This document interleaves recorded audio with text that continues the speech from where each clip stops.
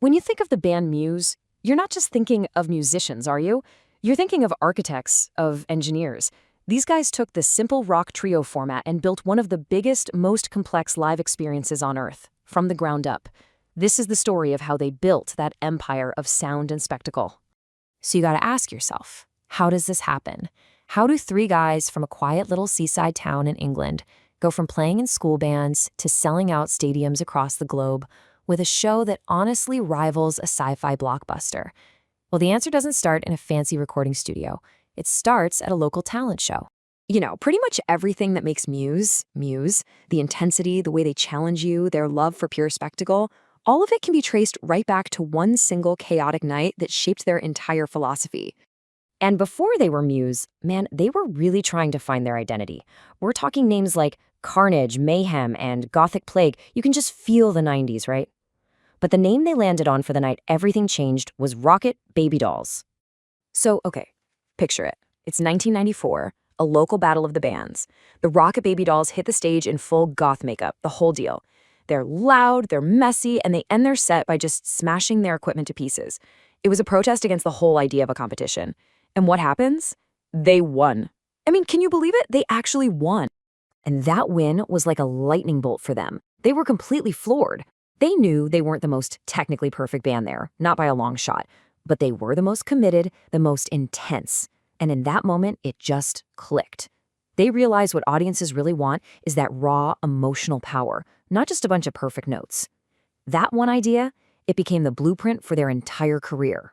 So with this new philosophy practically hardwired into their brains, they got to work building a sound that could deliver that same level of intensity, not just live on stage, but on every single record. And that kicked off a sonic evolution that's really unlike any other. I mean, their musical journey is just one of constant expansion. They start with the raw, angsty alt-rock of showbiz, but they never stay put. Every album adds a totally new layer. You get space rock, then they start weaving in funk and R&B, then they're writing actual symphonies, and then they swing right back to hard rock. It's like they were building a whole musical universe, piece by piece. And what's so fascinating is how they integrated all these sounds. This wasn't just a casual influence. No way. They were literally weaving the musical DNA of composers like Rachmaninoff and Chopin directly into their giant stadium rock anthems. And what you get is this incredible mix of 19th century drama and 21st century power. So what's the secret weapon holding this massive sound together? It's the bassist, Chris Wolstenholme, and his incredible setup. He splits his bass signal into 3 separate paths. One is clean for that punch and clarity on the low end. The second is a fuzzy, distorted signal that creates this huge wall of sound in the middle. And the third is another unique distortion for aggressive, biting harmonics. That's it. That's how a 3-piece band can sound like an absolute army. Okay, so they've built this colossal sound. But that was only half the equation. The next challenge was building a physical world for that sound to actually live in. A stage show that could match the music's insane ambition, note for note. 16. During their Drones World Tour, that number represented a constant, hovering threat over the audience every single night. 16 autonomous, flying drones. The tech that made this magic happen was a system called Black Tracks. Here's the gist of it. 38 infrared cameras blink at the arena, tracking the band and the drones in real time. That location data gets fed to servers that process it instantly, telling the drones, the lights, and the giant video screens exactly where to go with millisecond precision. The entire arena became a single, interactive machine. And this level of innovation goes right down to the instruments themselves. Matt Bellamy's custom guitars are, well, they're technological marvels. We're talking built-in touchscreens to control effects, famous distortion pedals wired directly into the guitar's body, and systems that can make a note sustain for, forever. It's less a guitar and more of a cockpit. And just look at how things escalated. They go from huge satellite dishes on stage to these rising LED towers. Then, a giant, inverted pyramid that moves over the crowd. Then, of course, the autonomous drones. After that, a massive inflatable robot named Murph. And most recently, this giant skeletal demonic rig. Each tour wasn't just a new set list.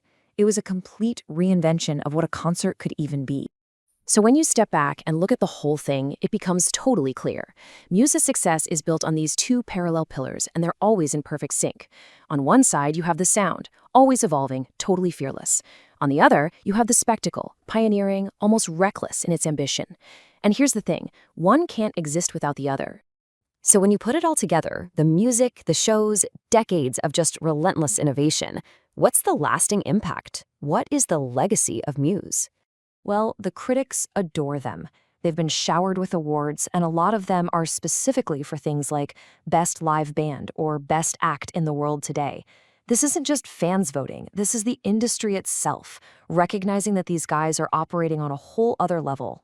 And commercially, their dominance is just undeniable. We're talking over 30 million albums sold, an absolutely incredible 7 consecutive #1 albums in the UK. And they were the very first band to sell out the newly rebuilt Wembley Stadium. That's cementing your place in music history right there. Ultimately, I think their legacy is that they are a bridge. They connect the visceral, sweaty energy of a rock band with the absolute limitless possibilities of technology. They proved that the simple rock trio format wasn't a limitation. It was a launchpad. And that leaves all of us with a final thought. After 2 decades of pushing boundaries with drones, robots, and interactive stages, Muse hasn't just entertained us. They've set an entirely new standard.